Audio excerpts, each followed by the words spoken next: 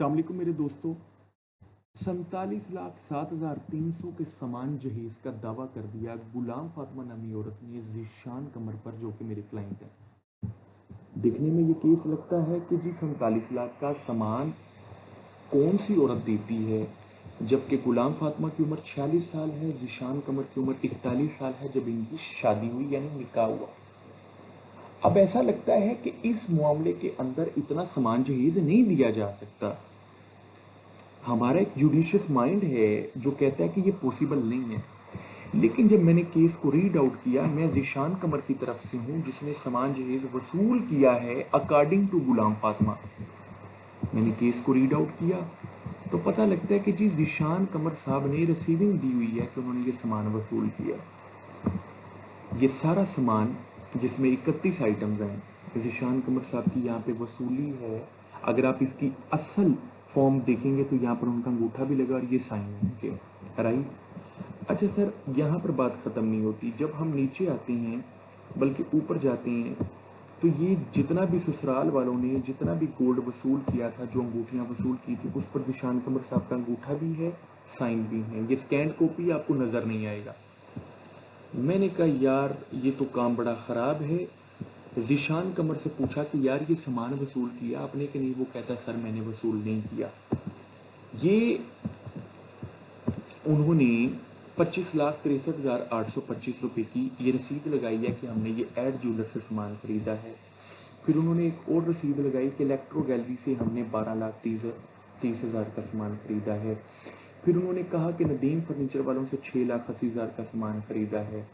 फिर उन्होंने कहा कि जी गोल्डन रूम कूलर वालों से हमने ये सामान खरीदा है 2,26,000 का। ये टोटल 47 लाख समथिंग बनता है। मेरे दोस्तों, ये चार जब रसीदें मैंने देखी और फिर मैंने उसके बाद ये रिसीविंग देखी ज़ीशान कमर की, तो मुझे अपने क्लाइंट पर शक होने लग गया कि शायद ये मेरे साथ झूठ बोल रहा है। मैंने कहा मुझे बताओ ये अंगूठा फिर किसने लगाया, ये साइन किसने किए? तो उसने कहा कि सर मामला ये था कि जब हम दोनों का निकाह होना था, तो ये हमारे अंदर तय पाया था कि गुलाम फातिमा लाहौर में, मैं भलवाल में रहने वाला हूँ, मैं एक टीचर हूँ, मेरा ट्रांसफ़र लाहौर में हो जाएगा और हम दोनों इकट्ठे रहेंगे।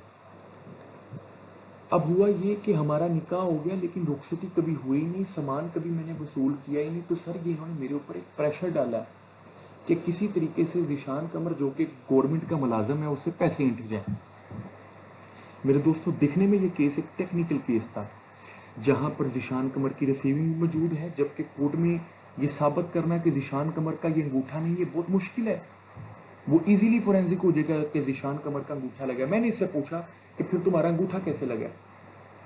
कहता है सर मुझे इन्होंने लाहौर बुलाया, इन्होंने कहा कि ज़ीशान तुम बलवाल में हो, तो हम तुम्हारे नाम पर एक एप्लीकेशन मूव करेंगे एजुकेशन डिपार्टमेंट में कि तुम्हारी जो ट्रांसफ़र है वो लाहौर में हो जाए। तो 3 सादा कागज़ों पे इन्होंने मेरे अंगूठे लगवाए। मेरा माथा ठनका, यार बात तो ठीक कर रहा होगा ज़ीशान। फिर मेरे दोस्तों, मैंने केस पर क्या वर्किंग की मैं आपको दिखाऊंगा। मैंने सबसे पहले एड ज्वेलर्स वालों को कॉल की जिनकी रसीद लगी थी, ये देखने के लिए कि 25,63,000 का सामान किसने खरीदा। एड ज्वेलर्स वालों को कॉल की इन दिए गए नंबरों पर। मैंने पूछा सर ये रसीद नंबर 150 है, 12/11/2022 को आपकी दुकान में बनी है, मुझे बताइए क्या ये रसीद आपकी दुकान की है? उन्होंने कहा नहीं सर, ये रसीद हमारी दुकान की नहीं, हमारी कंप्यूटराइज रसीद होती है, जैसा कि आप अमूमन देखेंगे मैकडोनल्ड्स में या KFC में, राइट। ठीक हो गया मेरे दोस्तों, मैंने पहला लूप होल निकाल लिया। मेरा माथा ठनका, मैंने इलेक्ट्रो गैलरी वालों को कॉल की। मैंने इनको कहा मुझे बताइए कि क्या ये रसीद नंबर 21/11/22 आपकी दुकान में बनी है, जिसमें 12,30,700 का सामान खरीदा गया? उन्होंने कहा सर जी आपकी इस रसीद में सीलिंग फैन नज़र आ रहा है, लेकिन हमारी दुकान में, इलेक्ट्रो गैलरी की दुकान में सीलिंग फैन होता ही नहीं है। मेरे दोस्तों, मेरा केस स्ट्रॉन्ग होना शुरू हो गया। मैंने तीसरे नंबर पे कॉल की नदीम फर्नीचर वाले को। अली ने मेरी कॉल उठाई। मैंने अली को कहा अली मुझे ये बताइए मुदस्सर अमीन बट आपकी दुकान में आकर ये रसीद नंबर जो 423 है ये लेकर गया है? उन्होंने कहा मतीन भाई मुदस्सिर अमीन बट कभी हमारी दुकान में आया ही नहीं था। हमारी दुकान में आया था आसम बट। आसम बट मुदस्सिर अमीन बट का क्या लगता है मैं आपको बताता हूँ। आसम बट इनका एक रिश्तेदार है जो कि एक दुकान चलाता है इसी मार्केट के अंदर। उसने नदीम को कहा कि यार नदीम, ये मुझे रसीद बना दो, ये सामान मैं तुमसे बाद में खरीदूंगा। ये एक रसीद बनाई गई जिसका सामान कभी परचेज ही ना किया गया। खरीदा भी आसम बट ने, बल्कि खरीदा क्या, रसीद आसम बट ने बनाई मुदस्सिर अमीन बट के नाम पर, इसलिए कि मुदस्सिर गुलाम फातिमा का भाई है।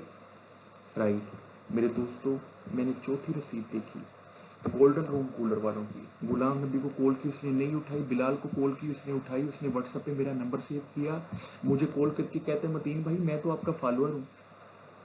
मैंने उसको कहा यार आपकी मेहरबानी, मुझे बताओ ये क्या मामला है, ये रसीद आपकी दुकान की है कि नहीं। उसने कहा मतीन भाई मुझे व्हाट्सएप करें। मैंने व्हाट्सएप किया, उसने रसीद देखी। उसने कहा मतीन भाई ये रसीद एम अमीन बट यानी मुदस्सिर अमीन बट के नाम पर बनाई है आसम बट ने, और आसम बट अमूमन हमसे सामान खरीदता है मुख्तलिफ औकात में, यानी ये लड़कियों के रिश्ते करवाता है और सामान खरीदता है। मुझे वहां पर क्लियर हुआ कि आसम अमीन बट ने ये सारी रसीदें तैयार करवाई हैं और ये सारी फेक रसीदें। मेरे दोस्तों, यहाँ से शुरू हुआ हमारा असल काम। सबसे पहला मेरे लिए सवाल ये था कि ये सारे जो विटनेस हैं ये प्लेंटिफ के विटनेस हैं और प्लेंटिफ ने अपनी विटनेस लिस्ट के अंदर इनको ऐड नहीं किया। मेरे दोस्तों, मैंने एक एप्लीकेशन तैयार की। एप्लीकेशन के अंदर मैंने ये देखना था क्या मैं इन विटनेसेस को कोर्ट में बुला सकता हूँ कि नहीं। ये जो 4 विटनेस हैं मुझे कानून ना मिले। मैंने फैमिली कोर्ट्स एक्ट पढ़ा, मैंने पूरे एक्ट के अंदर मैंने देखा कि सेक्शन 7 कहती है that parties may with permission of the court call any witness at any later stage of the court consider such witness evidence expedient in the interest of justice. कि हम कोर्ट में किसी भी विटनेस को बुला सकते हैं अगर कोर्ट को लगता है कि वो विटनेस इंटरेस्ट ऑफ जस्टिस में एविडेंस को पूरा करेगा। मेरे दोस्तों, मैंने इन चारों को एड jeweller, Nadeem furniture, golden room cooler, electro gallery वालों को कोर्ट में विटनेस लिस्ट में ऐड कर लिया और साथ मैंने सेक्शन 7 ऐड कर दी और कोर्ट को गाइड किया कि कोर्ट के पास ये पावर मौजूद है कि वो इन विटनेसेस को बुला सकती है। राइट मेरे दोस्तों, यहाँ पर बात खत्म नहीं हुई। मैंने एक स्पेशल एप्लीकेशन तैयार की, application on behalf of defendant यानी ज़ीशान कमर एक डिफेंडेंट, उनके बिहाफ पर एक एप्लीकेशन है to call shopkeepers as witness of the रसीद as issued by them and attached by plaintiff. कि गुलाम फातिमा ने जो रसीदें लगाई हैं उन रसीदों पर जो दुकानदार हैं उन दुकानदारों को विटनेस के तौर पर बुलाया जाए। मेरे दोस्तों, मैंने उन सब की डिटेल्स ऐड की, मैंने प्रेयर ऐड की, मैंने कहा कोर्ट के पास ज्यूरिसडिक्शन है, एफिडेविट लगाया एंड दिस इज हाउ मैंने अपनी एक एप्लीकेशन तैयार की। लेकिन मेरे दोस्तों, बात यहाँ पर ख़त्म नहीं हुई। झूठी रसीदों के ऊपर 420 68 71 का पर्चा कटता है। मैंने एप्लीकेशन थाने में भी मूव कर दी कि जिन्होंने झूठी रसीदें कोर्ट में लगाई हैं, अब इंशाल्लाह अजीज ये सारे विटनेसेस पर मैं क्रॉस एग्जामिनेशन करके ये मैं कोर्ट में साबित करूंगा कि ये जो रसीदें इन्होंने लगाई हैं ये सारी फेक और फैक्टिशियस रसीदें हैं। और जो बंदा झूठी रसीदें लगा सकता है और जो बंदा झूठी रसीदें लगा सकता है 99% चांसेस हैं कि ये पूरा केस झूठ पर मबनी है। ये पूरा जो उन्होंने वसूलियां डाली हैं कि जी ये सामान इन्होंने वसूल किया ज़ीशान कमर ने, ये सबको हम झूठ साबित करेंगे। मेरे दोस्तों, यही वजह है कि एक प्रोफेशनल वकील जब आपका केस पकड़ता है तो वो फीस तो ज़्यादा लेता है लेकिन आपके लाखों रुपए का नुकसान बचा देता है। जज़ाकुमुल्लाह खैरन कसीरा।